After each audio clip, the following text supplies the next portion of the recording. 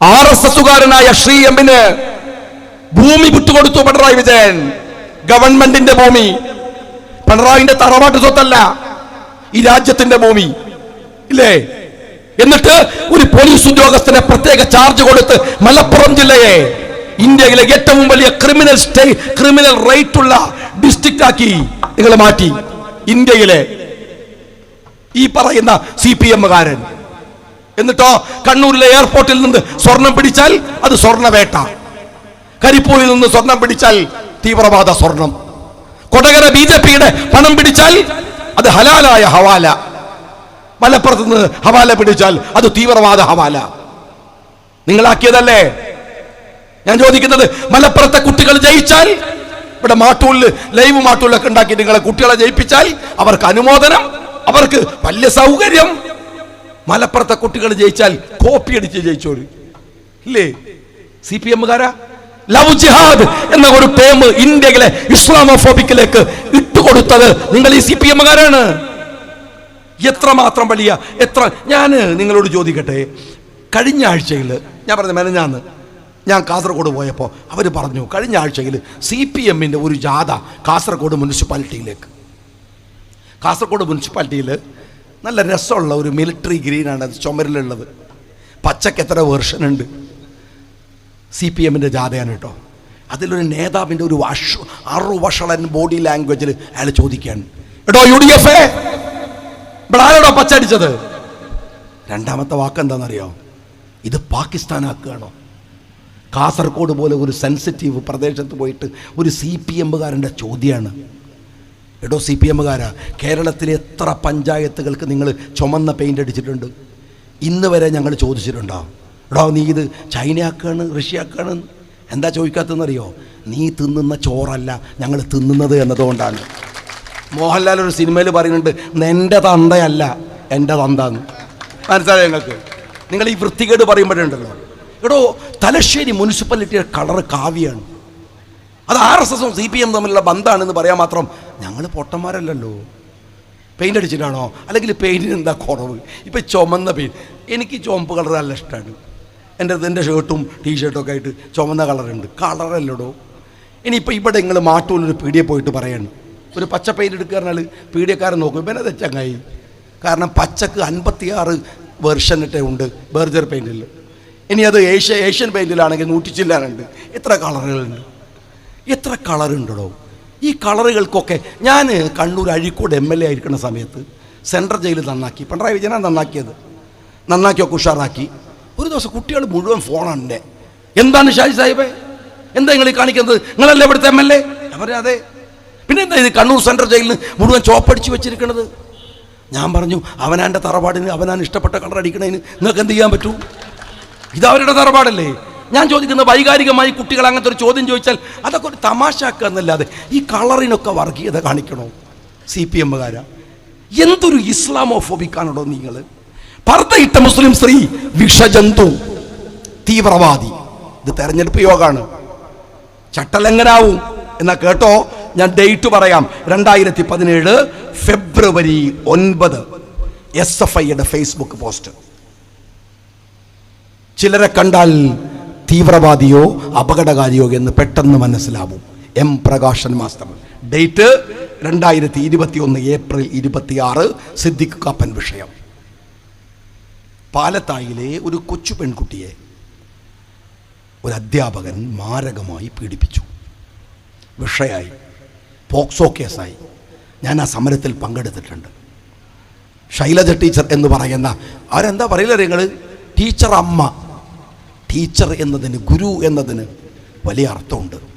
അമ്മയ്ക്ക് അതിലും വിശാലമായ അർത്ഥമുണ്ട്. ഈ രണ്ട് പേരിനും യോഗ്യയല്ല ശൈലജ. ആ ശൈലജ കേസൊതുക്കാൻ ശ്രമിച്ചു. പക്ഷേ വസ്തുതാപരമായി പറയണമല്ലോ, CPM-ന്റെ പ്രോസിക്യൂട്ടർമാർ പക്ഷെ അതിന് കൂട്ടുന്നില്ല. തലശ്ശേരി കോടതി ശിക്ഷ വിധിച്ചു. BJP-കാരൻ അറസ്റ്റിലായി. ആ സമയത്ത് CPM-ന്റെ ഹരീന്ദ്രൻ പറഞ്ഞ ഒരു സ്റ്റേറ്റ്മെന്റ് ഉണ്ട്. എന്താണെന്നറിയോ സ്റ്റേറ്റ്മെന്റ്?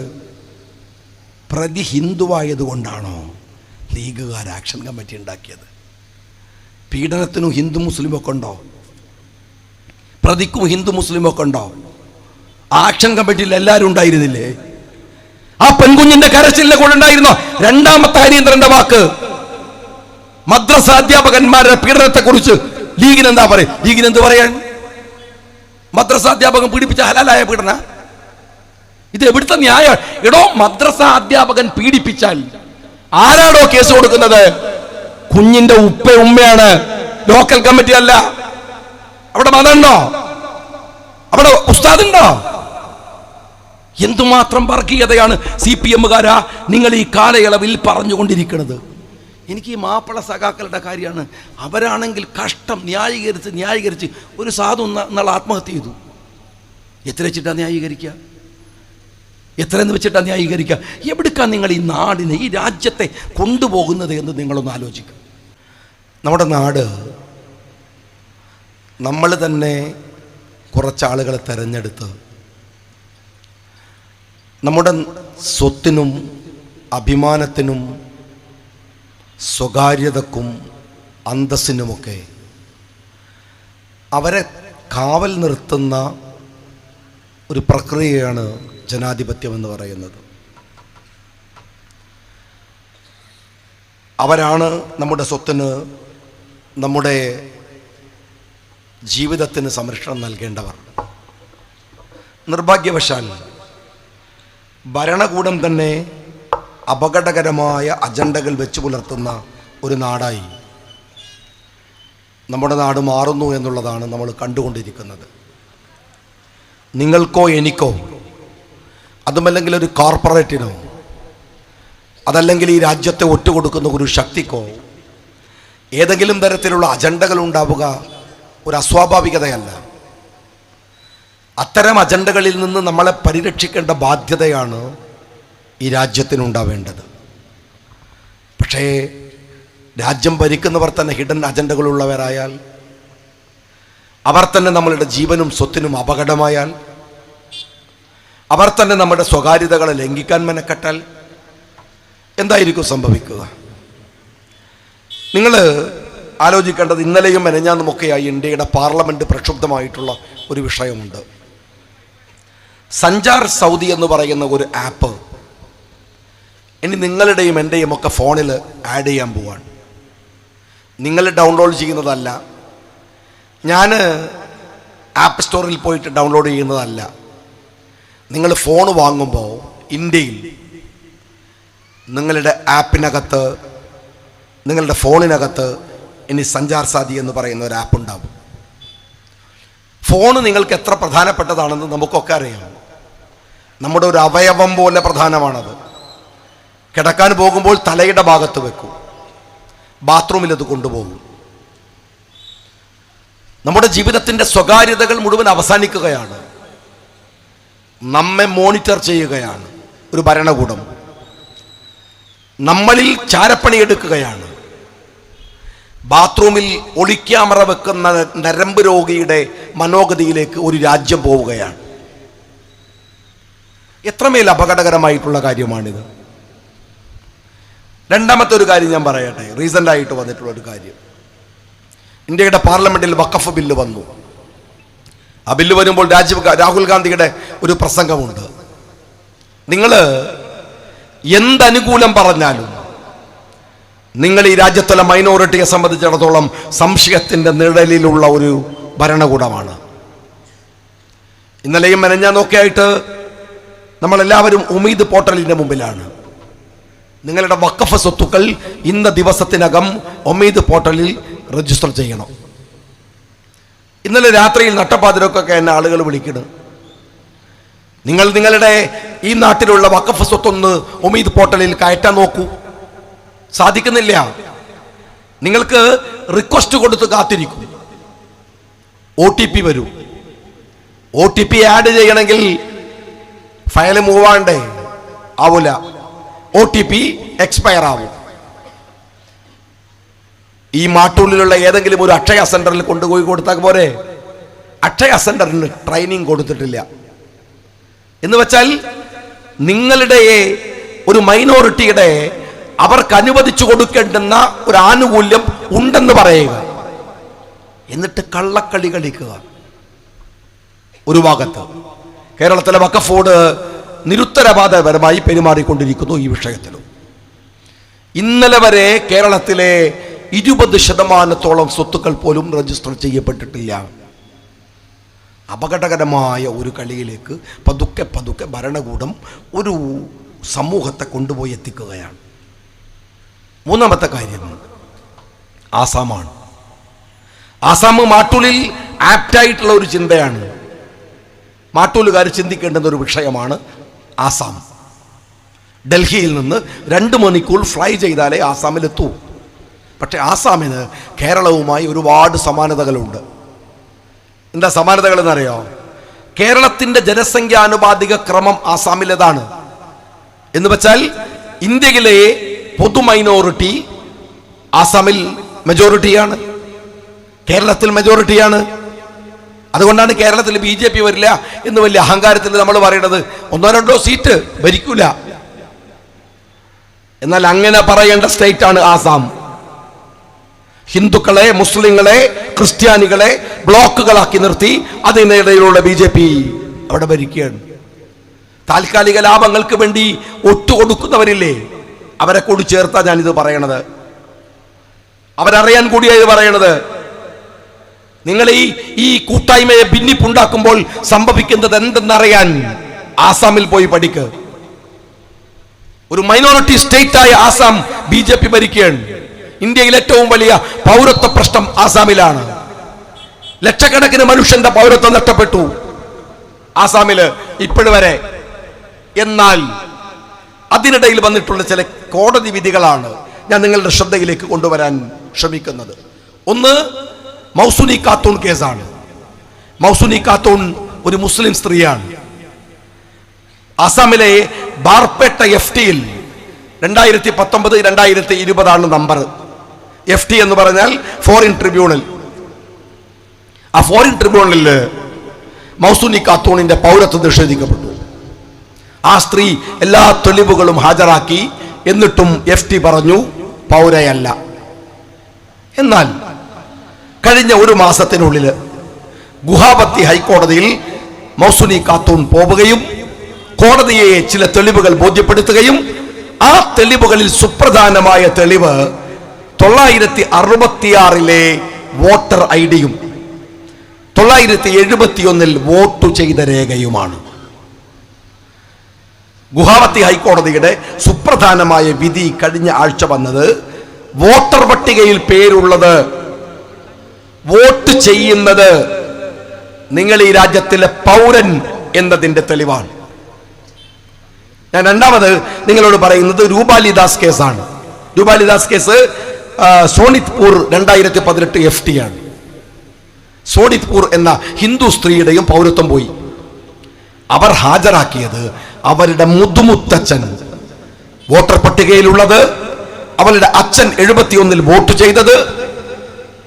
കോടതി പറഞ്ഞു നിങ്ങൾ പൗരയാണ്. ഞാൻ നിങ്ങളോട് പറയുന്നത് 11-ാം തീയതി നടക്കുന്ന വോട്ടിൽ നിങ്ങൾ നസീർ കയെ ജയിപ്പിക്കാനും വേറെ ചില ആളുകളെ തോൽപ്പിക്കാനുമുള്ള വോട്ടല്ലാതെ ആ വോട്ട് നിങ്ങൾക്ക് തന്നെ നിങ്ങളെ അടയാളപ്പെടുത്താനുള്ള വോട്ടാണ്. നിങ്ങൾ ഈ രാജ്യത്തിലെ പൗരൻ എന്ന നിലക്ക് നിങ്ങൾ ഉണ്ടാക്കുന്ന ഒരു ഡോക്യുമെന്റാണ്. അതുകൊണ്ട് വോട്ടിനെ നിസ്സാരമായി കാണരുത്. സ്വദേശത്തുള്ളവർ, വിദേശത്തുള്ളവർ, അവിടെയും ഇവിടെയും ഒക്കെ പ്രവാസിയായി കഴിയുന്നവർ, ബന്ധുക്കളാവാം, അയൽക്കാരാവാം, സുഹൃത്തുക്കളാവാം, എല്ലാവരോടും പറയണം, ഏതെങ്കിലും ഒരു സ്ഥാനാർത്ഥിയെ ജയിപ്പിക്കാനല്ല നിങ്ങൾ ഈ വോട്ട് ചെയ്യേണ്ടത്. നിങ്ങൾക്ക് വേണ്ടി തന്നെ വോട്ട് ചെയ്യേണ്ടുന്ന ഒരു ബാധ്യത നിങ്ങളുടെ മുമ്പിൽ വന്നിരിക്കുകയാണ്. ഈ തെരഞ്ഞെടുപ്പിന്റെ പ്രാധാന്യത്തെ അതീവ ഗൗരവത്തോടെ നിങ്ങൾ കാണണമെന്ന് പറയാനാണ് ഞാൻ ഈ കാര്യങ്ങൾ നിങ്ങളോട് സൂചിപ്പിച്ചത്. രണ്ടാമത്തെ കാര്യം, ഇവിടെ വളരെ പ്രൗഢമായി ഒരു പഞ്ചായത്ത് നിങ്ങൾ ഭരിച്ചു. UDFന്റെ നേതൃത്വത്തിൽ പഞ്ചായത്ത് ഭരിച്ചു. ആ പഞ്ചായത്തിന് ഒരു മികവുറ്റ നേട്ടങ്ങൾ ഉണ്ടാക്കാനൊക്കെ കഴിഞ്ഞു. ഇനി നമ്മൾ ഭരിക്കാൻ ഇതിനെക്കുറിച്ച് പറയാൻ, ഞാൻ ഇന്നലെ മിനിഞ്ഞാന്ന് കാസർഗോഡായിരുന്നു, ഇന്നലെ കോഴിക്കോട്, മലപ്പുറം ജില്ലയിലായിരുന്നു, പാലക്കാട്, അങ്ങനെ സംഘടനാപരമായി ഈ തെരഞ്ഞെടുപ്പുമായി ബന്ധപ്പെട്ട് പോവാണ്. ഈ മാട്ടൂലിനെ പോലെ ഈ ഗ്രാമത്തിൽ കാണുന്നത് പോലെ വമ്പിച്ച ആൾക്കൂട്ടങ്ങൾ എല്ലായിടത്തുമുണ്ട്. തെരഞ്ഞെടുപ്പ് ഒരു ആവേശമാണ്. ഗ്രാമങ്ങളുടെ ഒരു അവകാശങ്ങളിലേക്ക് അവർക്ക് സ്വാധീനമുണ്ടാവുകയാണ്. സത്യത്തിൽ ഈ ഗ്രാമസ്വരാജ് എന്ന ഗാന്ധിജിയുടെ സ്വപ്ന സാക്ഷാത്കാരത്തിൻ്റെ ഭാഗമാണ് പഞ്ചായത്തുകൾക്ക് കുറേയൊക്കെ അധികാരങ്ങൾ വന്നത്. ഗാന്ധിജി നെഹ്റുവിനോട് പറയുന്നുണ്ട്, ഡൽഹിയിൽ നിന്നെടുക്കുന്ന തീരുമാനങ്ങൾ ഗ്രാമപ്രദേശങ്ങളിലെ മനുഷ്യർക്ക് ഗുണപരമായി എത്തുന്നില്ലെങ്കിൽ പിന്നെ എന്തു വികസനമാണ്? അതുകൊണ്ട് പഞ്ചായത്തുകൾക്ക് അധികാരം കൊടുത്തു. പഞ്ചായത്തുകളിൽ അതിൽ അഭിമാനമുള്ള കാര്യം എന്താ അറിയോ നിങ്ങള്? രാഹുൽ ഗാന്ധി ഇന്ത്യയുടെ പാർലമെന്റിൽ പഞ്ചായത്ത് രാജ് ബില്ല് കൊണ്ടുവന്നു. CPM അത് അടക്കമുള്ളവർ തോൽപ്പിച്ചു. പിന്നെയും കോൺഗ്രസ് അത് കൊണ്ടുവന്നു. കേരളത്തിലെ നിയമസഭയുടെ ചരിത്രത്തിൽ ഏറ്റവും ദൈർഘ്യമുള്ള ബില്ല് മുസ്ലിം ലീഗിന്റെ അഭിമന്യനായ നേതാവ് CT അഹമ്മദ് അലി സാഹിബ് അവതരിപ്പിച്ച പഞ്ചായത്ത് രാജ് ബില്ലാണ്. ചെർക്കോളം അബ്ദുള്ള സാഹിബ് വരുമ്പോ പഞ്ചായത്തിലെ കുടുംബശ്രീക്ക് കേരളത്തിന്റെ എല്ലാ ഗ്രാമങ്ങളിലും വരുത്തിച്ചു. ഡോക്ടർ മുനീറ വകുപ്പ് ഏറ്റെടുക്കുമ്പോ കുടുംബശ്രീയെ ഒരു നിർവഹണ ഏജൻസിയായി കൊണ്ടുവന്നു. നമ്മളതൊക്കെ കൊണ്ടുവന്നു. പഞ്ചായത്തിൽ അതിനുശേഷം എന്തായി എന്ന് വെച്ചാൽ മെമ്പർമാർക്കൊക്കെ ഒരു ഉഷാറ് കൂടി. ഞാനിത് പറയാൻ കാര്യം, ഞാനൊരു പഞ്ചായത്ത് പ്രസിഡന്റ് ആയിരുന്ന ആളാണ്. ഞാൻ പഞ്ചായത്ത് പ്രസിഡന്റ് ആയിരുന്ന ആളാണ്. മെമ്പർമാർക്കൊക്കെ ഒരു ഓതാറ് കൂടുക എന്ന് പറയില്ലേ, ഒരു ഉഷാർ. ഇവിടെ ഗ്രാമപ്രദേശത്ത് ഒരു LP സ്കൂളിൽ ഒരു അധ്യാപകനെ നിയമിക്കുമ്പോൾ അതിൽ നടക്കുന്ന ഇന്റർവ്യൂവിൽ അവിടുത്തെ മെമ്പർ പോയിരിക്കണം. കഴിഞ്ഞ 7-8 വർഷമായിട്ട് അങ്ങനെ ഒന്നുണ്ടോ?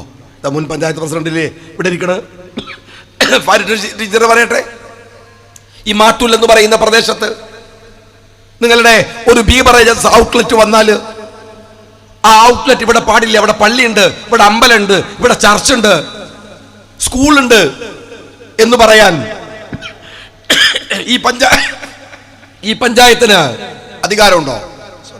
ഈ പഞ്ചായത്തിന് അധികാരമുണ്ടോ? ഒരു കള്ള് ഷാപ്പ്, ഒരു ചാരായ ഷാപ്പ് ഈ പഞ്ചായത്തിന് വേണ്ടെന്ന് പറയാൻ അധികാരമില്ലെങ്കിൽ, പറയാൻ അധികാരമില്ലെങ്കിൽ പിന്നെ എന്ത് കോപ്പിലെ ഭരണമാണ് ഈ ജനകീയാസൂത്രണം അല്ലെങ്കിൽ ഈ ഡീസെൻട്രലൈസേഷൻ എന്ന് പറയുന്നത്? എന്ത് അധികാരമാണ്? ഒരു മാലിന്യ പ്ലാന്റ് വന്നാൽ വേണ്ടെന്ന് പറയാൻ പറ്റാത്ത പഞ്ചായത്ത്, ഒരു ക്വാറി പൊട്ടിക്കുമ്പോൾ അത് നാട്ടിൽ അപകടം ഉണ്ടാക്കുമെന്ന് പറയാൻ പറ്റാത്ത പഞ്ചായത്ത് എന്ന അധികാരം ഉണ്ടായിരുന്നു. പിണറായി വിജയൻ എന്ന മുഖ്യമന്ത്രിയാണ് ആ അധികാരം എടുത്തു കളഞ്ഞത്. എന്തിന്? സർവ്വവ്യാപിയായി കള്ളു ഷാപ്പ് കൊണ്ടുവരാൻ, ഇവിടുത്തെ മുതലാളിയുടെ കയ്യിൽ നിന്ന് പണം വാങ്ങാൻ. സ്നേഹമുള്ളവരെ, സഖാവ് പിണറായി വിജയൻ എന്തെല്ലാം പണിയുണ്ട്. ഈ മന്ത്രിമാരുടെ മുഴുവൻ പണി അയാൾ എടുക്കണം. അയാൾ ഒറ്റക്കെടുക്കണത്. മന്ത്രിമാർക്കൊന്നും ഒരു പണിയുമില്ല. മക്കൾക്ക് വരുന്ന സമൻസ് വായിച്ച് തീർക്കണത്തന്നെ അതിന് തന്നെ സമയം വേണം. ആജാതി സമൻസ് വരികയാണ്. അതിനിടയിൽ ഈ പഞ്ചായത്തുകളുടെ അധികാരം കവർന്നെടുക്കേണ്ട വല്ല കാര്യമുണ്ടോ? 4 മിഷൻ ഉണ്ടാക്കി, but no mission, no vision, only mission. 4 എണ്ണം. നിങ്ങൾക്കറിയാം, പഞ്ചായത്ത് ഭരിക്കുന്നതുകൊണ്ട് നിങ്ങൾക്ക് മനസ്സിലാവും. 4 എണ്ണം. ആർദ്ര മിഷൻ, ഹരിത കേരളം മിഷൻ, വിദ്യാഭ്യാസ സംരക്ഷണ യജ്ഞം മിഷൻ, പിന്നെ എന്താണ് ലൈഫ് മിഷൻ. അതിന്റെ മറവിൽ കോടികൾ ഉണ്ടാക്കി. പഞ്ചായത്തിന്റെ അധികാരം പോയി. ഗ്രാമസഭകൾ നിശബ്ദമായി.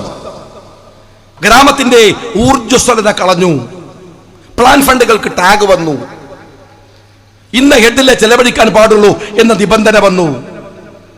തകർത്തു കളഞ്ഞു പഞ്ചായത്തുകളെ. ഇപ്പോഴും അങ്ങനെയാണ്. അധികാരത്തെ മുഴുവൻ സെൻട്രലൈസ് ചെയ്തു. UDF പറയുന്നത് ഞങ്ങളത് തിരിച്ചു കൊടുക്കുമെന്നാണ്. കൊടുത്തേ മതിയാവൂ. കാര്യമെന്ത്? അത് കോൺഗ്രസിന്റെ നേതൃത്വത്തിലാണ് UDF. ഗ്രാമസ്വരാജ് ഈ രാഷ്ട്രപിതാവിന്റെ സ്വപ്നമാണ്.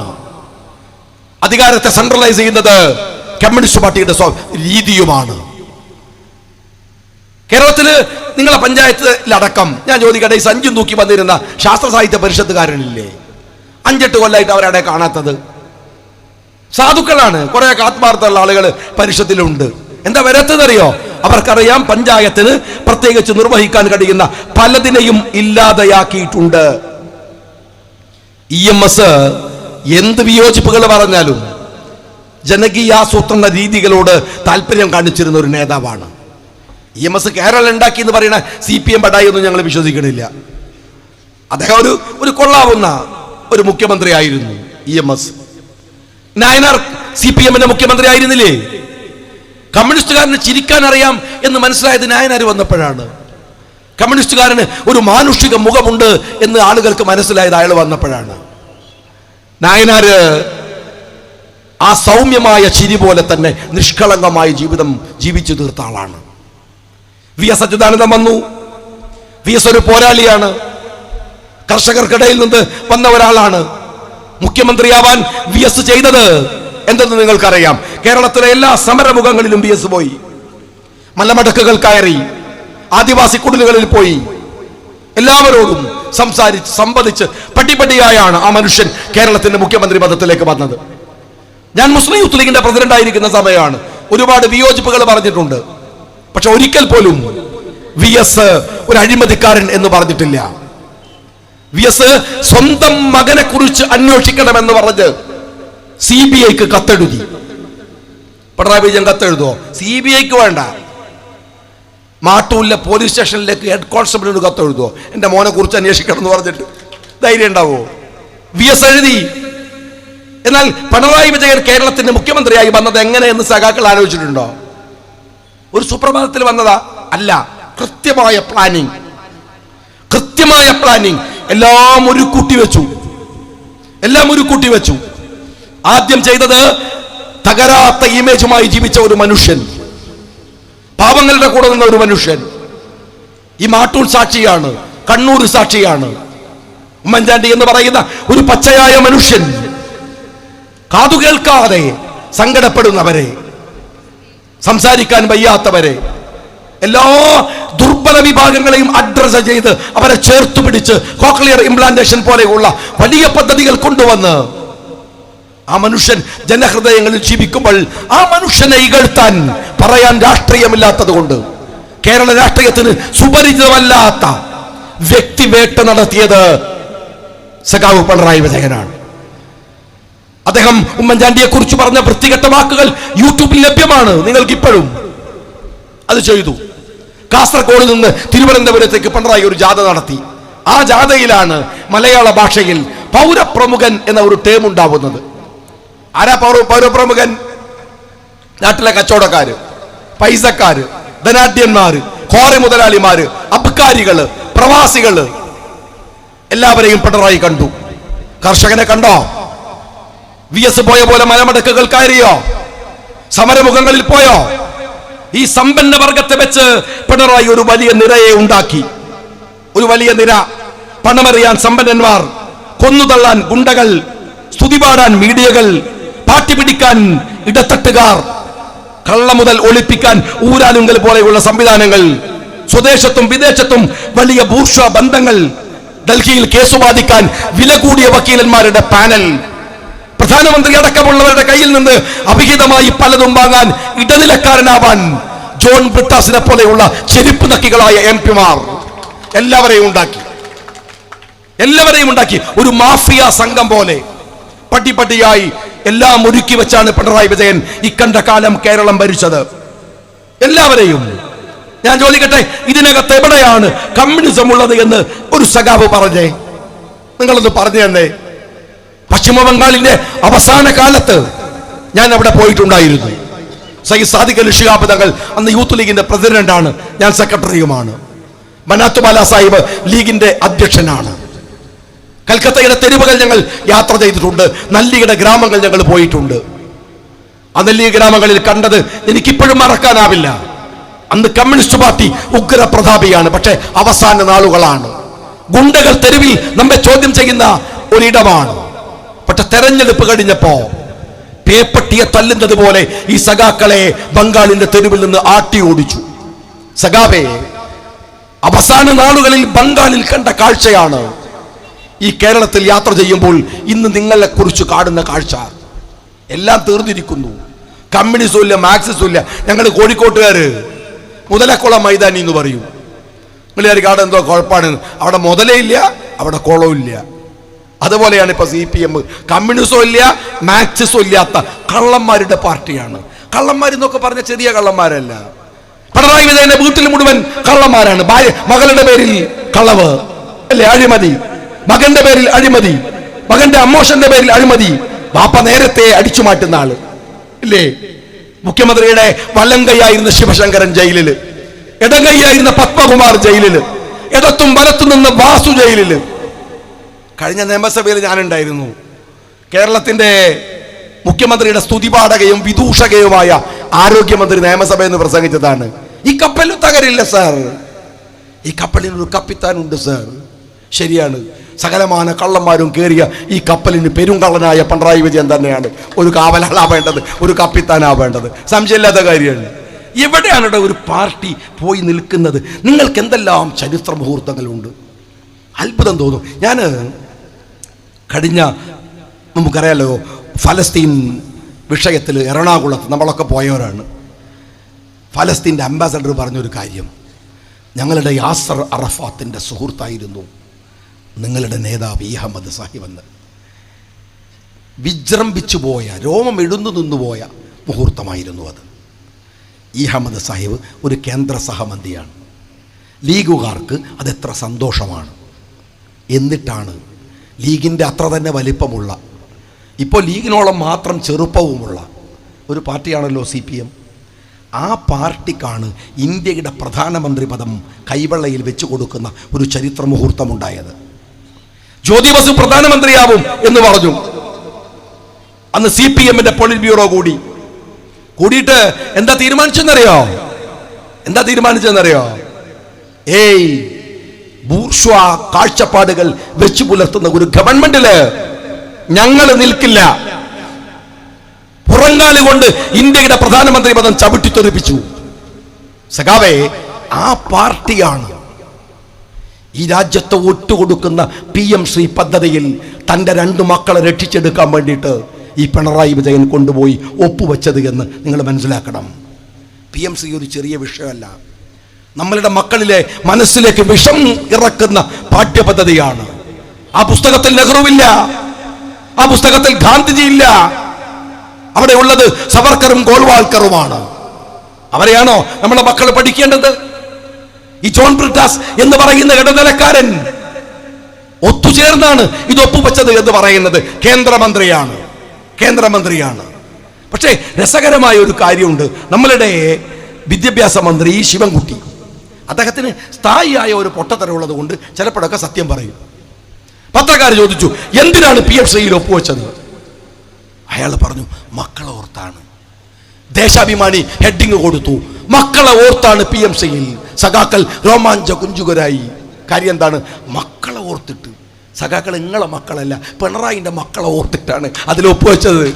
അല്ല മക്കൾ ജയിലിലായി പോകും. ഞാൻ ചോദിക്കണത്, ആ PMC പോലെ ഒരു അപകടം, ഒരൊറ്റ ചോദ്യം ഞാൻ മാറ്റൂല. പ്രബുദ്ധരായ വിദ്യാസമ്പന്നരായ, ഞാനിങ്ങനെ വരുമ്പോൾ വണ്ടിയിൽ ആലോചിക്കുകയായിരുന്നു, എത്ര ചെറുപ്പക്കാരാണ്. വലിയ സന്തോഷമാണ് ഈ നാട് അഭിമുഖീകരിക്കുന്ന ഒരു പ്രശ്നത്തെ ഇവിടുത്തെ വിദ്യാസമ്പന്നരായ ചെറുപ്പക്കാർ ഏറ്റെടുക്കുന്നത് കാണുമ്പോൾ എൻ്റെ മനസ്സിനകത്തുള്ള സന്തോഷം പറഞ്ഞറിയിക്കാനാവില്ല. നിങ്ങളുടെ ഈ മുന്നേറ്റത്തെ ഞാൻ അഭിവാദ്യം ചെയ്യുകയാണ്. ഞാൻ അവരെ കാണുമ്പോൾ ആലോചിച്ചു, നിങ്ങൾ വിദ്യാസമ്പന്നരായ ആൾക്കൂട്ടം. ഞാൻ നിങ്ങളോട് പറയട്ടെ, തമാശയുള്ള രാഷ്ട്രീയമൊന്നല്ല, സീരിയസ് ആയ ഒരു കാര്യം. ഏത് വിഷയത്തിലാണ് RSSനോട് BJP ഗവൺമെന്റിനോട് CPM വിയോജിപ്പ് പറഞ്ഞത് എന്ന് അക്കാഡമിക്കലായിട്ട് നിങ്ങളൊന്ന് എനിക്ക് മറുപടി പറഞ്ഞു തരുമോ? കേരളത്തിന് പ്രത്യേകിച്ചും ചെയ്യാൻ സെൻട്രൽ ഗവൺമെന്റ് കൊണ്ടുവന്ന പദ്ധതിയാണ് GST. മൻമോഹൻ സിംഗ് പറഞ്ഞു, അരുത്, നിങ്ങൾ എന്ത് BJP ആയിക്കോ, നോട്ട് നിരോധനം തകർത്ത് കളഞ്ഞില്ലേ രാജ്യത്തെ? ഈ രാജ്യത്തിന്റെ സമ്പദ് വ്യവസ്ഥ GST തകർക്കും. കേട്ടില്ല, കൊണ്ടുവന്നു. എന്നാൽ BJP ഇതര ഒരേ ഒരു സ്റ്റേറ്റ്, BJP അല്ലാത്ത GSTയെ ആദ്യം സ്വാഗതം ചെയ്തത് കേരളമാണ്. പിണറായി വിജയനാണ്, തോമസ് ഐസക്കാണ്. 10 കൊല്ലം വന്നു BJPക്ക് ബുദ്ധി വരാൻ. GST പിൻവലിച്ചപ്പോൾ അരുതായിരുന്നു എന്ന വാക്ക് പറഞ്ഞ ഇന്ത്യയിലെ ഏക സ്റ്റേറ്റ് BJP സ്റ്റേറ്റ് പോലും പറഞ്ഞില്ല. അത് പിണറായി വിജയന്റെ ഈ കേരളമാണ്. ഇനി സിമ്പിളായിട്ടൊരു കാര്യം ഞാൻ ചോദിക്കട്ടെ, പെട്രോളിന് ഭയങ്കര വിലയാണല്ലോ. അപ്പൊ പറയും മോദിനെ കൊണ്ടുള്ള അലമ്പാണ്. മോദി മാത്രമാണോ? നമ്മൾ കൊടുക്കുന്ന പെട്രോളിന്റെ വില നിങ്ങൾക്ക് അറിയോ? ബാരലിന്, ക്രൂഡ് ഓയിലിന് $120 ഉള്ള സമയത്തെ വിലയാണ് ഇന്നലെ ക്രൂഡ് ഓയിലിന്റെ വില $55 നമ്മൾ കൊടുക്കുന്നത്. അപ്പൊ നമ്മൾ പറയും മോദി വില കൂട്ടുകയാണ്. ഞാൻ മെനഞ്ഞാന്ന് കാസർഗോഡ് മഞ്ചേശ്വരത്ത് പരിപാടി കഴിഞ്ഞ് ഉച്ചയ്ക്ക് ഇരിക്കുമ്പോൾ ഡ്രൈവർ ചോദിച്ചു എത്ര സമയം ഉണ്ടാവും ചോദിച്ചു. ഞാൻ പറഞ്ഞു 1 മണിക്കൂർ ഇവിടെ ഉണ്ടാവും. അത് എനിക്ക് 1/2 മണിക്കൂർ മതി. ഒരു 20 മിനിറ്റ് കൊണ്ട് അവൻ മംഗലാപുരത്ത് പോയി ഫുൾ ടാങ്ക് പെട്രോൾ അടിച്ചു വന്നു. എന്താ മംഗലാപുരത്ത് പോകാൻ കാര്യം എന്ന് അറിയുങ്ങൾ? മംഗലാപുരത്ത് പെട്രോളിന് നിങ്ങൾക്കൊക്കെ അറിയാം, പെട്രോളിന് ലിറ്ററിന് കേരളത്തെക്കാൾ 7 രൂപ കുറവാണ്, ഡീസലിന് 8 രൂപ കുറവാണ്. മംഗലാപുരം എവിടെയാണ്? കർണാടകയിലാണ്. അപ്പൊ കർണാടകയുടെ പ്രധാനമന്ത്രി ആരാണ്? ഷെയ്ഖ് മുഹമ്മദ അല്ല, പിണറായി എന്താ നരേന്ദ്രമോദിയാണ്. തമിഴ്നാട്ടിൽ ഡീസലിന് 8 രൂപ കുറവാണ്. അവരുടെ പ്രധാനമന്ത്രിയോ? അതും നരേന്ദ്രമോദി തന്നെയാണ്. പിന്നെന്താ പിണറായി വിജയൻ കേരളത്തിൽ 8 രൂപ കൂടുതൽ? നരേന്ദ്രമോദി കൂട്ടും, തമിഴ്നാട് കുറക്കും. നരേന്ദ്രമോദി കൂട്ടും, കർണാടക കുറക്കും. നരേന്ദ്രമോദി കൂട്ടും, പിണറായി വിജയൻ പിന്നെയും കൂട്ടും, മൂപ്പരാഗിയും കൂട്ടും, അയാളും കൂട്ടും, ഒരേപോലെ കൂട്ടും. ഇനി പെട്രോള്, രണ്ടാമത്തെ കാര്യം ഞാൻ ചോദിക്കട്ടെ. ലോകത്ത് എവിടെ ഇല്ലാത്ത വിലയല്ലേ നിങ്ങൾ പെട്രോളിന് കൊടുക്കുന്നത്? ഇപ്പം ഞാൻ വരുമ്പോൾ കണ്ടു മുമ്പിലും ബാക്കിലൊക്കെ മോട്ടോർ സൈക്കിളാണ്. നമ്മളുടെ കുട്ടികളുടെ ഒരു ആയുധമാണ് മോട്ടോർ സൈക്കിള്. അവർ ഉള്ളവരുണ്ടാവും, ഇല്ലാത്തവരുണ്ടാവും. എങ്ങനെയെങ്കിലും 1 ലിറ്ററൊക്കെ അടിക്കുക. ആ അടിക്കുന്ന 1 ലിറ്റർ പെട്രോളിൽ 20% എത്തനോളാണ്. ഞാനിത് തമാശ പറയണതല്ല. നിങ്ങൾ വണ്ടി കമ്പനിയിൽ പോയി ചോദിക്ക്, എഞ്ചിനീയറോട് ചോദിക്ക്, മെക്കാനിക്കിനോട് ചോദിക്ക്, എത്തനോൾ കലർന്ന പെട്രോൾ എഞ്ചിന് ഗുണമാണോ ദോഷമാണോ? ഈ അടുത്ത് 2025 ഇറങ്ങിയ വണ്ടികളല്ലാത്ത എല്ലാ വണ്ടികൾക്കും എത്തനോൾ അപകടമാണ്. ഏതെങ്കിലും സഖാവ് പറഞ്ഞോ? പിണറായി പറഞ്ഞോ? ഈ മായം കലർത്തിയ പെട്രോളിന്റെ വില കൂട്ടാൻ സമ്മതിക്കില്ല എന്നൊരു വാക്ക് പറഞ്ഞോ? പറഞ്ഞില്ലല്ലോ. ഇനി ഈ എത്തനോൾ കലർന്ന പെട്രോൾ ആരാ ചെയ്യുന്നതെന്നറിയോ? ചെയ്യുന്നത് പിണറായി വിജയന്റെയും നരേന്ദ്രമോദിയുടെയും അരുമ സുഹൃത്തായ നിതിൻ ഗഡ്കരി. അവരാണ്, നിതിൻ ഗഡ്കരിയാണ്. BJPയുടെ ഒരു വലിയ അജണ്ടയെ രാഹുൽ ഗാന്ധി പൊളിച്ചു. വോട്ട് ചോരി കണ്ടുപിടിച്ചത് ഈ സഖാക്കളല്ലേ? ഈ കള്ള വോട്ടും മരിച്ചോല് വന്ന് വോട്ട് ചെയ്യലും ഇല്ലാത്ത വോട്ട് ചെയ്യലും BJPയുടെ ഏതു നിലപാടാണ് നിങ്ങൾ? ഇനി മൂന്നാമത്തെ കാര്യം, ഇസ്ലാമോഫോബിയ. BJP ഇസ്ലാമോഫോബിയ പറയും. അതൊരു സയൻസാണ്. കാരണം ഇന്ത്യയിൽ 80% ഹിന്ദുക്കളാണ്. അതുകൊണ്ട് വർഗീയത പറഞ്ഞ് വോട്ടുണ്ടാക്കൽ BJPയുടെ ലക്ഷ്യമാണ്. അവർ ഇസ്ലാമോഫോബിയ ഉണ്ടാക്കണം, പറയണം. പക്ഷെ CPM നിങ്ങൾ എന്തിനാ പറയണത്? ഞാൻ വയനാട്ടിൽ നിന്ന് കണ്ണൂർ അഴീക്കോടേക്ക് മത്സരിക്കാൻ വന്നു. എന്നെ P. ജയരാജൻ സ്വാഗതം ചെയ്തത് ചുരമിറങ്ങി വന്ന താലിബാൻ എന്ന് പറഞ്ഞിട്ടാണ്. താലിബാൻ കഴിഞ്ഞ 2 ആഴ്ച മുമ്പ് ഒരു ചാനൽ ചർച്ചയിൽ ഒരു മുസ്ലിം റിപ്പോർട്ടറോട് CPMന്റെ അഡ്വക്കേറ്റ് അനിൽ പറയാണ്, എടോ താനൊരു താലിബാനാണ്. താലിബാൻ എന്ന ടേം എങ്ങനെ ഉണ്ടായത്? അതൊരു ഇസ്ലാമോഫോബിക് ടേമാണ്. എങ്ങനെ ഉണ്ടായത്? അമേരിക്ക അഫ്ഗാനെ ആക്രമിച്ചു. അഫ്ഗാനിലെ പ്രതിരോധം തീർത്തത് താലിബാനാണ്. താലിബാൻ എന്നത് ലോകത്തിൽ ഇസ്ലാമിനെ അപകീർത്തിപ്പെടുത്താൻ അമേരിക്ക കണ്ടുപിടിച്ച ഒരു ഇസ്ലാമിക് ടേമാണ്. ആ ടേം എങ്ങനെ CPM എടുക്കുന്നത്? എടോ CPMകാരാ, ഇടക്കിടക്ക് ദേശാഭിമാനം ഇല്ലാത്ത പത്രവും വായിക്കണം, കൈരളി അല്ലാത്ത ചാനലും കാണണം. ഈ താലിബാന്റെ സ്ഥിതി എന്താണെന്ന് ഇപ്പം നിനക്കറിയോ? താലിബാനെ കഴിഞ്ഞ ആഴ്ച ഒരു മന്ത്രിനെ നമ്മളെ നരേന്ദ്രമോദി സ്വീകരിക്കുന്നത് കണ്ടിട്ട് ഞാൻ മൂക്കത്ത് വിരൽ വെച്ചു. ഏതാണെന്നറിയാം? മന്ത്രി അഫ്ഗാന്റെ മന്ത്രിയാണ്, താലിബാന്റെ മന്ത്രിയാണ്. ഇപ്പൊ ഞാൻ ലീഗാണ്, മുസ്ലിം ലീഗാണ്, മുസ്ലിമാണ്. ഇപ്പൊ നസീർക്കൊക്കെ വേക്കലുണ്ട്. നമ്മളൊക്കെ നിങ്ങൾ കാണുന്ന എങ്ങനെയല്ലേ? എടോ ആ താലിബാന്റെ മന്ത്രിനെ കാണണം, മുട്ടുവരെ താടിയാണ്. ഒരു സാധനം. അയാൾ വന്നിട്ട് നരേന്ദ്രമോദിയോട് പറയാണ്, പത്രസമ്മേളനം നടത്തുമ്പോൾ ഒറ്റ പെണ്ണുങ്ങൾ പത്രസമ്മേളനത്തിൽ ഉണ്ടാവരുത്. ഇതപ്പോൾ ലീഗ് നേതൃത്വം കൊടുക്കുന്ന സ്റ്റേജിന്മേലാണ് പ്രസിഡന്റ് വാരിഷ ടീച്ചർ, സ്ഥാനാർത്ഥിയായിട്ടുള്ള നമ്മളെ മെമ്പർ, എത്ര ആള്, ഒറ്റ സ്ത്രീ പാടില്ല. എടോ RSSകാരാ, നിന്റെ നരേന്ദ്രമോദി ഈ താലിബാൻ മന്ത്രിക്ക് വേണ്ടിയിട്ട് സ്ത്രീകളെ മാറ്റി പത്രസമ്മേളനം വിളിപ്പിച്ചു. ഇനി BJPന്റെ ഒരു ഗതികേട് ഞങ്ങളോട് പറയട്ടെ. ആകെ നരേന്ദ്രമോദിക്കൊരു സുഹൃത്തായിട്ടിപ്പോൾ താലിബാനേ ഉള്ളൂ. അതാ രസം. ചൈന നമ്മളോട് തെറ്റാണ്, പാകിസ്ഥാൻ പണ്ടേ എതിരാണ്, ബർമ്മ നമ്മളോട് തെറ്റാണ്, ശ്രീലങ്ക നമ്മളോട് തെറ്റാണ്, ബംഗ്ലാദേശ് നമ്മളോട് തെറ്റാണ്, ഇപ്പുറത്ത് എന്താണ് നേപ്പാള് നമ്മളോട് തെറ്റാണ്, ഭൂട്ടാൻ നമ്മളോട്. നേപ്പാൾ എന്നൊക്കെ പറഞ്ഞ ചെറിയ രാജ്യമാണ്. ആ രാജ്യം കഴിഞ്ഞ ആഴ്ച 100 രൂപേൻ്റെ ഒരു നോട്ടിറക്കി. നോട്ടിൻ്റെ ബാക്കിൽ നോക്കുമ്പോൾ നേപ്പാളിൻ്റെ ഭൂപടത്തിൽ ഇന്ത്യൻ്റെ കുറേ സ്ഥലം കിടക്കുന്നു. എല്ലാവരും കയറി തല്ലുകയാണ്. ഈ ചങ്ങായി ഇന്ത്യ ഭരിക്കാൻ തുടങ്ങിയ BJP ഇന്ത്യ ഭരിക്കാൻ തുടങ്ങിയപ്പോൾ എല്ലാവരും കയറി തല്ലുകയാണ്. രാജ്യത്തിനൊരു പുല്ല് വിലയാണ്. നേപ്പാൾ വരെ നമ്മളെ വില വെക്കണില്ല.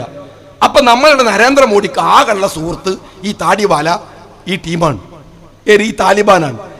എൻ്റെ സഖാവെ, നീ മുസ്ലിങ്ങളെ ഇപ്പോഴും താലിബാൻ എന്ന് വിളിച്ച് കളിയാക്കുമ്പോൾ ആ താലിബാനെ കെട്ടിപ്പിടിച്ചിട്ടാണ് ഏറ്റവും വലിയ RSSകാരൻ നരേന്ദ്രമോദി കിടന്നുറങ്ങാനുള്ള കോമൺ സെൻസ് എങ്കിലും നീ വിളിക്കുമുണ്ടോ?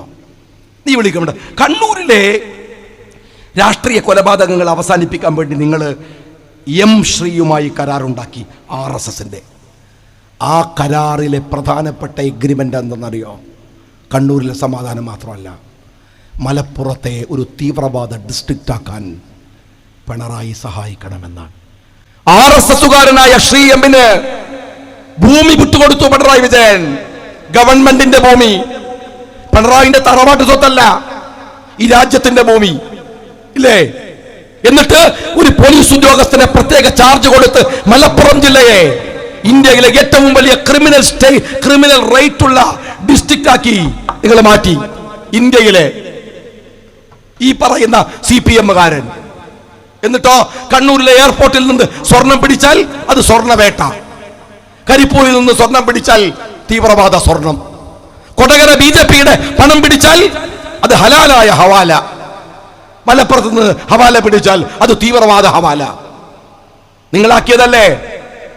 ഞാൻ ചോദിക്കുന്നത്, മലപ്പുറത്തെ കുട്ടികൾ ജയിച്ചാൽ, ഇവിടെ മാട്ടൂലിൽ ലൈവ് മാട്ടൂലൊക്കെ ഉണ്ടാക്കി നിങ്ങളെ കുട്ടികളെ ജയിപ്പിച്ചാൽ അവർക്ക് അനുമോദനം, അവർക്ക് വലിയ സൗകര്യം. മലപ്പുറത്തെ കുട്ടികൾ ജയിച്ചാൽ കോപ്പി അടിച്ച് ജയിച്ചോളൂ ഇല്ലേ CPM-കാരാ? ലവ് ജിഹാദ് എന്ന ഒരു ടേം ഇന്ത്യയിലെ ഇസ്ലാമോഫോബിക്കിലേക്ക് ഇട്ടുകൊടുത്തത് നിങ്ങൾ ഈ CPM-കാരാണ്. എത്രമാത്രം വലിയ ഞാൻ നിങ്ങളോട് ചോദിക്കട്ടെ, കഴിഞ്ഞ ആഴ്ചയിൽ ഞാൻ പറഞ്ഞ മെനഞ്ഞാന്ന് ഞാൻ കാസർഗോഡ് പോയപ്പോൾ അവർ പറഞ്ഞു കഴിഞ്ഞ ആഴ്ചയിൽ CPM-ന്റെ ഒരു ജാഥ കാസർഗോഡ് മുനിസിപ്പാലിറ്റിയിലേക്ക്. കാസർഗോഡ് മുനിസിപ്പാലിറ്റിയിൽ നല്ല രസമുള്ള ഒരു മിലിറ്ററി ഗ്രീനാണ് അത് ചുമരിലുള്ളത്. പച്ചക്ക് എത്ര വേർഷൻ ഉണ്ട്. CPM-ന്റെ ജാഥയാണ് കേട്ടോ. അതിലൊരു നേതാവിൻ്റെ ഒരു അറുവഷളൻ ബോഡി ലാംഗ്വേജിൽ അയാൾ ചോദിക്കുകയാണ്, എടോ UDF ഇവിടെ ആരോടോ പച്ചടിച്ചത്? രണ്ടാമത്തെ വാക്ക് എന്താണെന്നറിയോ? ഇത് പാകിസ്ഥാനാക്കുകയാണോ? കാസർഗോഡ് പോലെ ഒരു സെൻസിറ്റീവ് പ്രദേശത്ത് പോയിട്ട് ഒരു CPM-കാരൻ്റെ ചോദ്യമാണ്. എടോ CPM-കാരാ, കേരളത്തിലെ എത്ര പഞ്ചായത്തുകൾക്ക് നിങ്ങൾ ചുമന്ന പെയിൻ്റ് അടിച്ചിട്ടുണ്ട്? ഇന്ന് വരെ ഞങ്ങൾ ചോദിച്ചിട്ടുണ്ടോ, എടോ നീ ഇത് ചൈനയാക്കാണ് റഷ്യാക്കാണ്? എന്താ ചോദിക്കാത്തതെന്നറിയോ? നീ തിന്നുന്ന ചോറല്ല ഞങ്ങൾ തിന്നുന്നത് എന്നതുകൊണ്ടാണ്. മോഹൻലാൽ ഒരു സിനിമയിൽ പറയുന്നുണ്ട്, എൻ്റെ തന്തയല്ല എൻ്റെ തന്താന്ന്. മനസ്സിലായോ നിങ്ങൾക്ക്? നിങ്ങൾ ഈ വൃത്തികേട് പറയുമ്പോഴുണ്ടല്ലോ. എടോ, തലശ്ശേരി മുനിസിപ്പാലിറ്റിയുടെ കളറ് കാവ്യാണ്. അത് RSSും CPM തമ്മിലുള്ള ബന്ധമാണെന്ന് പറയാൻ മാത്രം ഞങ്ങൾ പൊട്ടന്മാരല്ലല്ലോ. പെയിൻ്റ് അടിച്ചിട്ടാണോ? അല്ലെങ്കിൽ പെയിൻറ്റിന് എന്താ കുറവ്? ഇപ്പം ചുമന്ന പെയിൻറ്റ്, എനിക്ക് ചുവപ്പ് കളർ നല്ല ഇഷ്ടമാണ്. എൻ്റെ ഷർട്ടും ടീഷർട്ടും ഒക്കെ ആയിട്ട് ചുമന്ന കളറുണ്ട്. കളറല്ലടോ. ഇനിയിപ്പോൾ ഇവിടെ നിങ്ങൾ മാട്ടൂലൊരു പീടിയെ പോയിട്ട് പറയാണ് ഒരു പച്ച പെയിൻറ്റ് എടുക്കുക പറഞ്ഞാൽ പീഡിയക്കാരൻ നോക്കും ഇവനെ തെച്ചങ്ങായി. കാരണം പച്ചക്ക് 56 വെർഷനിട്ടേ ഉണ്ട് ബർജർ പെയിൻറ്റിൽ. ഇനി അത് ഏഷ്യൻ പെയിൻറ്റിലാണെങ്കിൽ 100 ചില്ലാനുണ്ട്. എത്ര കളറുകളുണ്ട്, എത്ര കളറുണ്ടോ? ഈ കളറുകൾക്കൊക്കെ ഞാൻ കണ്ണൂർ അഴീക്കോട് MLA ആയിരിക്കുന്ന സമയത്ത് സെൻട്രൽ ജയിലിൽ നന്നാക്കി. പിണറായി വിജയനാണ് നന്നാക്കിയത്. നന്നാക്കിയൊക്കെ ഉഷാറാക്കി. ഒരു ദിവസം കുട്ടികൾ മുഴുവൻ ഫോണുണ്ട്. എന്താണ് ഷാജി സാഹിബേ, എന്താ നിങ്ങൾ ഈ കാണിക്കുന്നത്? നിങ്ങളല്ലേ ഇവിടുത്തെ MLA? അവരെ അതെ. പിന്നെ എന്താ ഇത് കണ്ണൂർ സെൻട്രൽ ജയിലിന് മുഴുവൻ ചോപ്പടിച്ച് വെച്ചിരിക്കുന്നത്? ഞാൻ പറഞ്ഞു, അവനാൻ്റെ തറവാടിന് അവനാണ് ഇഷ്ടപ്പെട്ട കളർ അടിക്കണതിന് നിങ്ങൾക്ക് എന്ത് ചെയ്യാൻ പറ്റൂ? ഇതവരുടെ തറവാടല്ലേ? ഞാൻ ചോദിക്കുന്ന വൈകാരികമായി കുട്ടികൾ അങ്ങനത്തെ ഒരു ചോദ്യം ചോദിച്ചാൽ അതൊക്കെ ഒരു തമാശാക്കുക എന്നല്ലാതെ ഈ കളറിനൊക്കെ വർഗീയത കാണിക്കണോ CPM-കാരാ? എന്തൊരു ഇസ്ലാമോഫോബിക്കാണോ നിങ്ങൾ? പർദ്ദയിട്ട മുസ്ലിം സ്ത്രീ വിഷജന്തു, തീവ്രവാദി. ഇത് തെരഞ്ഞെടുപ്പ് യോഗമാണ്. ചട്ടലംഘനാവും എന്നാ കേട്ടോ. ഞാൻ ഡേറ്റ് പറയാം. 2017 ഫെബ്രുവരി 9 SFIയുടെ ഫേസ്ബുക്ക് പോസ്റ്റ്. ചിലരെ കണ്ടാൽ തീവ്രവാദിയോ അപകടകാരിയോ എന്ന് പെട്ടെന്ന് മനസ്സിലാവും. M Prakashan master. Date 2021 April 26. Siddique Kappan വിഷയം. പാലത്തായിലെ ഒരു കൊച്ചു പെൺകുട്ടിയെ ഒരു അധ്യാപകൻ മാരകമായി പീഡിപ്പിച്ചു. വിഷയമായി, പോക്സോ കേസായി. ഞാൻ ആ സമരത്തിൽ പങ്കെടുത്തിട്ടുണ്ട്. ശൈലജ ടീച്ചർ എന്ന് പറയുന്ന ആരെന്താ പറയില്ല നിങ്ങൾ, ടീച്ചർ അമ്മ. ടീച്ചർ എന്നതിന്, ഗുരു എന്നതിന് വലിയ അർത്ഥമുണ്ട്. അമ്മയ്ക്ക് അതിലും വിശാലമായ അർത്ഥമുണ്ട്. ഈ രണ്ട് പേരിനും യോഗ്യയല്ല ശൈലജ. ആ ശൈലജ കേസ് ഒതുക്കാൻ ശ്രമിച്ചു. പക്ഷേ വസ്തുതാപരമായി പറയണമല്ലോ, CPMന്റെ പ്രോസിക്യൂട്ടർമാർ പക്ഷെ അതിന് കൂട്ടുന്നില്ല. തലശ്ശേരി കോടതി ശിക്ഷ വിധിച്ചു. BJP-കാരൻ അറസ്റ്റിലായി. ആ സമയത്ത് CPMന്റെ ഹരീന്ദ്രൻ പറഞ്ഞ ഒരു സ്റ്റേറ്റ്മെന്റ് ഉണ്ട്. എന്താണെന്നറിയോ സ്റ്റേറ്റ്മെന്റ്? പ്രതി ഹിന്ദുവായതുകൊണ്ടാണോ ലീഗുകാർ ആക്ഷൻ കമ്മിറ്റി ഉണ്ടാക്കിയത്? പീഡനത്തിനും ഹിന്ദു മുസ്ലിം ഒക്കെ ഉണ്ടോ? പ്രതിക്കും ഹിന്ദു മുസ്ലിം ഒക്കെ ഉണ്ടോ? ആക്ഷൻ കമ്മിറ്റിയിൽ എല്ലാവരും ഉണ്ടായിരുന്നില്ലേ? ആ പെൺകുഞ്ഞിന്റെ കരച്ചിലിനെ കൂടെ ഉണ്ടായിരുന്നോ? രണ്ടാമത്തെ ഹരീന്ദ്രന്റെ വാക്ക്, മദ്രസ അധ്യാപകന്മാരുടെ പീഡനത്തെ കുറിച്ച് ലീഗിന് എന്താ പറയും? ലീഗിന് എന്ത് പറയാൻ? മദ്രസ അധ്യാപകൻ പീഡിപ്പിച്ച ഹലാലായ പീഡന? ഇത് എവിടുത്തെ ന്യായ? എടോ, മദ്രസ അധ്യാപകൻ പീഡിപ്പിച്ചാൽ ആരാടോ കേസ് കൊടുക്കുന്നത്? കുഞ്ഞിന്റെ ഉമ്മയാണ്, ലോക്കൽ കമ്മിറ്റി അല്ല. അവിടെ മതമുണ്ടോ? അവിടെ ഉസ്താദുണ്ടോ? എന്തുമാത്രം വർഗീയതയാണ് CPM-കാരാ നിങ്ങൾ ഈ കാലയളവിൽ പറഞ്ഞുകൊണ്ടിരിക്കുന്നത്. എനിക്ക് ഈ മാപ്പിള സഖാക്കളുടെ കാര്യമാണ്. അവരാണെങ്കിൽ കഷ്ടം ന്യായീകരിച്ച് ഒരു സാധു എന്നുള്ള ആത്മഹത്യ ചെയ്തു. എത്ര വെച്ചിട്ടാണ് ന്യായീകരിക്കുക? എത്രയെന്ന് വെച്ചിട്ടാണ് ന്യായീകരിക്കുക? എവിടേക്കാണ് നിങ്ങൾ ഈ നാടിനെ, ഈ രാജ്യത്തെ കൊണ്ടുപോകുന്നത് എന്ന് നിങ്ങളൊന്ന് ആലോചിക്കുക. ഇവിടെ ഈ മാട്ടൂലിലെ ചില നരമ്പി രോഗികളുടെ ഈ ചൊറി തീർക്കാനുള്ളതല്ല ഈ രാജ്യത്തിലെ രാഷ്ട്രീയവും പൊതുപ്രവർത്തനവും തെരഞ്ഞെടുപ്പും വോട്ടും എന്ന് നിങ്ങൾ മനസ്സിലാക്കണം. അതൊക്കെ ചെറിയ കേസാണ്, ചെറിയ കേസാണ്. നമ്മൾ ചൂണ്ടിക്കാണിച്ചതാണ്. ഇതൊന്നും എവിടെയും നിൽക്കൂല. തലയില്ലാത്ത തെങ്ങുമ്മ കയറിയാന്ന് പണ്ടേ പറഞ്ഞു. തലയൊക്കെ വേറെ എവിടെയാണ്? മേൽപ്പെട്ട് പോയാൽ അവിടെ നിൽക്കൂലേ? എന്തെങ്കിലും ഉണ്ടോ? നാട്ടിലെ ചെറിയ പ്രശ്നം എടുത്തിട്ട് അത് വലുതാക്കിയിട്ടാണോ തെരഞ്ഞെടുപ്പിൽ രാഷ്ട്രീയം പറയേണ്ടത്, തെരഞ്ഞെടുപ്പിൽ മത്സരിക്കേണ്ടത്? മനുഷ്യരെ തമ്മിൽ പകുക്കുകയും കുഴപ്പങ്ങൾ ഉണ്ടാക്കുകയും ചെയ്യുന്ന ഒരു രാഷ്ട്രീയം വരുമ്പോൾ എല്ലാവരും ഒന്നിച്ചല്ലേ നിൽക്കേണ്ടത്? ഞാൻ അതല്ലേ പറഞ്ഞത് ആസാമിനെ കുറിച്ച്. തമാശ കളിയാണോ ഇത്? എന്നോട് ചിലരോടൊക്കെ ചോദിക്കുന്നുണ്ട്, നിങ്ങളെന്താ ഇതിനെപ്പറ്റി ഒന്നും ഇപ്പൊ പറയാത്തത്? നിങ്ങൾ പറയണ്ടേ? എന്തു പറയാം? മരിച്ചു കഴിഞ്ഞാൽ ഒരു മര്യാദ നമ്മൾ കാണിക്കുന്നതിന്റെ ഭാഗമായിട്ട് മിണ്ടാതെ നിൽക്കണ്ടേ? കുറ്റം പറയാൻ പാടുണ്ടോ? അതുകൊണ്ടല്ലേ പറയാം. ഞാനിവിടെ വരുമ്പോൾ എന്നോട് ആരോ പറഞ്ഞു, മാട്ടൂളിൽ ഈ സംഭവം ഉണ്ട്. ഇത് ലോകത്ത് എവിടെയാണ് ബാക്കിയുള്ളത്? ഞാൻ അറിയാണ്ട് ചോദിക്കാൻ, ഇത് രാഷ്ട്രീയത്തിൽ ഉപയോഗിക്കേണ്ട സാധനമാണോ? എന്തെല്ലാം സംഭവിക്കണം നിങ്ങൾ അറിയുന്നുണ്ടോ? പിണറായി വിജയൻ ഇരുന്ന് കക്കുകയാണ്. ആ ഒരു വിഷയമല്ലേ? മോദിന്റെ പണിയെടുക്കുകയാണ്. കക്കുകയാണെ തരക്കടില്ല. ഈ ചതിയിൽ വഞ്ചന പാടില്ല എന്ന് പറഞ്ഞ മാതിരി ഇവിടെ ദൈവത്തിൻ്റെ സ്വത്ത് കക്കാൻ പാടുണ്ടോ? അതിലൊരു മര്യാദ കാണിക്കണ്ടേ? എൻ്റെ കൂടെയുള്ള എൻ്റെ സുഹൃത്തുക്കളുണ്ട്. എൻ്റെ കൂടെ എൻ്റെ യാത്രയിൽ വരെ സുഹൃത്തുക്കൾ സ്വാമിമാരാണ്. അവർ പറയൂ, ഈ ശബരിമലയിൽ പോയാൽ മലയാളികൾ എന്തെങ്കിലും ചെറിയ ഇതൊക്കെയാണ് ഇടുക, കാണിക്കൊക്കെ ചെറുതായിട്ടാണ് ഇടുക. പക്ഷേ ആന്ധ്രയിൽ, കർണാടകയിൽ അവിടെ നിന്നൊക്കെ വരുന്ന സ്വാമിമാർ സ്വർണ്ണമാലയൊക്കെ പൊട്ടിച്ചിട്ടാണ് കാണിക്കിടുക.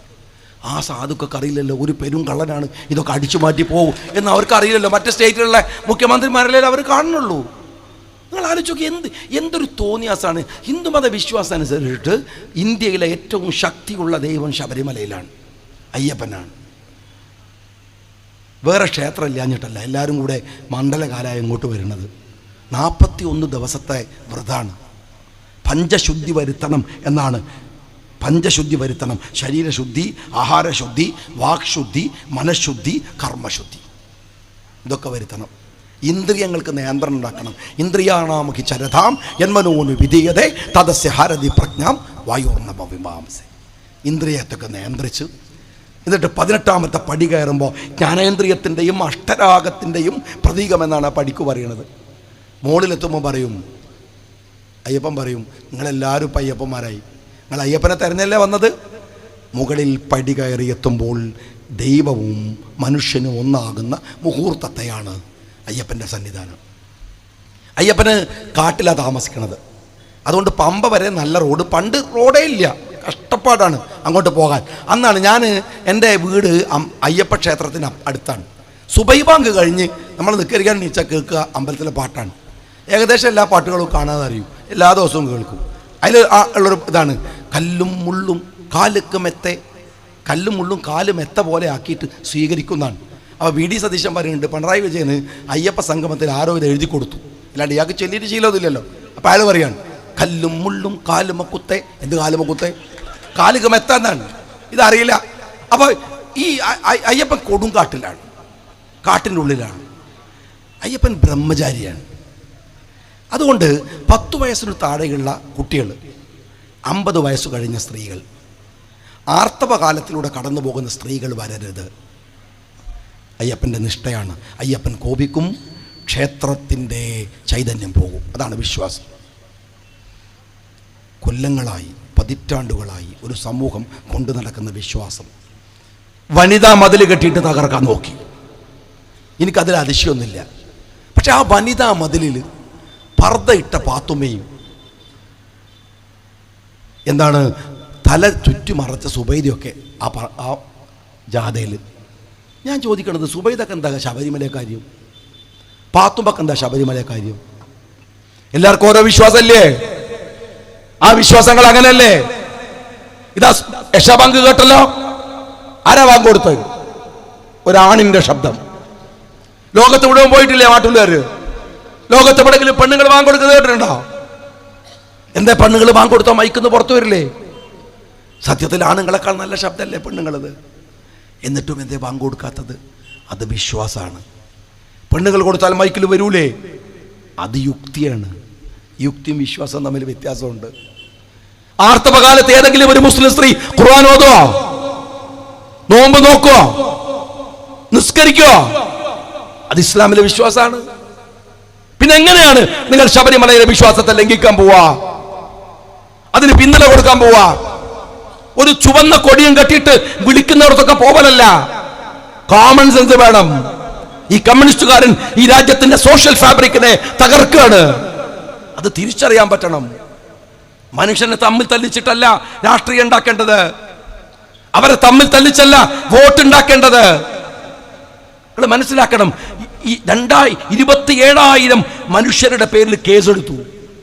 ഭക്തന്മാരുടെ പേരിൽ നാമം ജപിച്ചതിന്, ശരണം വിളിച്ചതിന്. ആദരവായി കൊണ്ടു നടക്കുന്ന, അവരെ കൊണ്ടു നടക്കുന്ന ഇരുമുടിക്കെട്ട് റോട്ടിലിട്ട് ചെതറി. എന്തിനു വേണ്ടിയായിരുന്നു? ഹിന്ദുമത വിശ്വാസികൾ വിചാരിക്കുന്നുണ്ട് വെറുതല്ല മക്കളെ കേസൊക്കെ പുറത്തു വന്നത് അയ്യപ്പന്റെ കോപാണ്. മനസ്സിലായിക്കോ? നിങ്ങൾ എല്ലാവരും എന്തിനു വേണ്ടിയാണ് നിങ്ങൾ ചെയ്യുന്നത് എന്നെങ്കിലും നിങ്ങൾ മനസ്സിലാക്കി. എന്തൊരു കഷ്ടമാണ്. എന്നിട്ട് ഈ മതത്തിൻ്റെ പേര് പറഞ്ഞ ആളെ തെല്ലിക്കുക, അതിൻ്റെ ഇടയിൽ കൂടെ കക്കുക. എല്ലാവരും ഞാൻ നേരത്തെ പറഞ്ഞു, മകളെ പേരിൽ നോട്ടീസ്, മകൻ്റെ പേരിൽ നോട്ടീസ്, അച്ഛൻ്റെ പേരിൽ നോട്ടീസ്, അമ്മോശൻ്റെ പേര്. ഈ തമിഴ്നാട്ടിൽ തിരുട്ട് ഗ്രാമം എന്ന് കേട്ടില്ല നിങ്ങൾ? എന്നാൽ തിരുട്ട് ഫാമിലി എന്ന് കേൾക്കുന്ന ഈ പിണറായി വിജയൻ്റെ കുടുംബമാണ്. കേരളത്തിൻ്റെ ചരിത്രത്തെ എങ്ങനെ ഉണ്ടായിട്ടുണ്ടോ? ഞാൻ നിങ്ങളോട് സ്നേഹപൂർവ്വം പറയാണ്, ഗൗരവത്തോടെ ഈ രാഷ്ട്രീയത്തെ കാണണം. ഇത് മാട്ടൂലിലെ കുറച്ചാളുകളുടെ പ്രശ്നമൊന്നുമല്ല. ഇതൊരു അഭിമാനത്തിൻ്റെ പ്രശ്നമാണ്. ഈ രാജ്യത്തിൻ്റെ പരിരക്ഷയുടെ പ്രശ്നമാണ്. ഈ രാജ്യം എങ്ങനെ പോകണമെന്നതിൻ്റെ ഒരു വിശാല വീക്ഷണത്തിൻ്റെ ഭാഗമാണ്. നിങ്ങൾ ഞാനും മാത്രമുള്ള ഇഷ്യൂ അല്ല, മാട്ടൂളിൽ നിൽക്കുന്ന ചെറിയ പ്രശ്നമല്ല. ഞാൻ നിങ്ങളുടെ വോട്ടുകൾ പാഴാക്കി കളയരുത് എന്ന് ഞാൻ നിങ്ങളോട് പറയുന്നു. എന്തെന്നാൽ നിങ്ങളുടെ വോട്ട് നേരത്തെ പറഞ്ഞതുപോലെ നിങ്ങൾക്ക് തന്നെയുള്ള അടയാളപ്പെടുത്തലാണ്. എനിക്ക് മാട്ടൂലിലെ പഞ്ചായത്തിലെ ഭരണം ഞാൻ നോക്കിക്കണ്ട ആളാണ്. നിങ്ങളുടെ ലൈവ് മാട്ടൂൽ അടക്കമുള്ള പദ്ധതികൾ ഞാൻ കണ്ട ആളാണ്. ഒരു വിഷൻ ഉണ്ടായിരുന്നു. ഫാരിഷ ടീച്ചറുടെ നേതൃത്വത്തിൽ നിങ്ങളുടെ നടത്തിയിട്ടുള്ള നസീർക്കൊക്കെ അതിന് ലീഡർഷിപ്പ് കൊടുത്തുകൊണ്ട് നിങ്ങൾ നടത്തിയിട്ടുള്ള ഒരു മുന്നേറ്റമുണ്ട്. പഞ്ചായത്ത് മാത്രമല്ല, എല്ലാ സോഴ്സുകളെയും ഒരു ഗ്രാമത്തിൽ കൊണ്ടുവരിക, അവനവനാകാവുന്നത് പോലെ അതിനെ ജനങ്ങളിലേക്ക് എത്തിച്ചു കൊടുക്കാനുള്ള ശ്രമം ഉണ്ടാവുക, അത് പ്രധാനപ്പെട്ടൊരു കാര്യമാണ്. ഞാൻ അഴീക്കോട് വന്നപ്പോൾ അവിടെ ആർദ്രം എന്നുള്ള പദ്ധതികളൊക്കെ ഉണ്ടാക്കിയത് അങ്ങനെയാണ്. നമ്മൾ ആരൊക്കെ വെല്ലുവിളിച്ചാലും അത് ചെയ്യുക എന്ന് പറയുന്നത് കാര്യമാണ്. അല്ല പഞ്ചായത്തിൽ നിന്ന് മോളിൽ നിന്ന് കിട്ടുന്ന അങ്ങനെ താഴെ അത് മാത്രം നടക്കില്ല. ഈ മാട്ടൂൽ എന്ന പ്രദേശത്തിൻ്റെ സകലമായ റിസോഴ്സുകളും ഒരു ചരടിൽ കൊണ്ടുവന്ന് എല്ലാവർക്കും എത്തിക്കാൻ കഴിയുന്ന വിധത്തിൽ അതിനെ വിശാലാർത്ഥത്തിലേക്ക് ഉയർത്തിക്കൊണ്ടുവരുന്ന ഒരു വിഷൻ ഉണ്ടാവണം. ആ വിഷനാണ് മാട്ടൂലിൽ ഈ കഴിഞ്ഞ 5 വർഷക്കാലം പ്രവർത്തിച്ചത്. അതിനു മുമ്പുള്ള കാലങ്ങളിലും UDF-ൻ്റെ ഒരു വലിയ മുന്നേറ്റം ഞാൻ നിങ്ങളോട് പറയുന്നു. ആ മുന്നേറ്റം നടത്തുമ്പോൾ നേരത്തെ ബഹുമാന്യയായ സ്ഥാനാർത്ഥി ഇവിടെ പറഞ്ഞ പോലെ 12ാം വാർഡിനെ കുറിച്ച് പറഞ്ഞു. 12ഉം 13ഉം 14ഉം അങ്ങനെയൊന്നുമല്ല. മാട്ടൂൽ, ഈ മാട്ടൂലിൻ്റെ എല്ലാ മണൽത്തരികളിലും വികസനത്തിൻ്റെ നാമ്പെത്തിക്കുവാനുള്ള പ്രയാണത്തിനാണ് നമ്മൾ ഒന്നിച്ചു നിൽക്കേണ്ടത്. കുത്തിത്തിരിപ്പുകാരെ, ഫിത്തിനക്കാരെ, താൽക്കാലികമായ ഒരു പഞ്ചായത്തിൽ ഉണ്ടാക്കാവുന്ന ഒട്ടും പ്രൊഡക്റ്റീവല്ലാത്ത ചില ശല്യങ്ങളെ, കൃമികളെ വോട്ടെന്ന മരുന്നടിച്ച് നശിപ്പിച്ച് കളയുക. അതേ മരുന്നുള്ളൂ. ജനാധിപത്യത്തിൽ ഏറ്റവും നല്ല എന്താണ് കീടനാശിനി എന്ന് പറയുന്നത് വോട്ടാണ്. ഈ കീടങ്ങളെയൊക്കെ നശിപ്പിക്കാൻ നിങ്ങളുടെ വോട്ടുകൾ വിനിയോഗിക്കണം എന്ന് മാത്രം വിനീതമായി അപേക്ഷിച്ചുകൊണ്ട് നിർത്തുന്നു.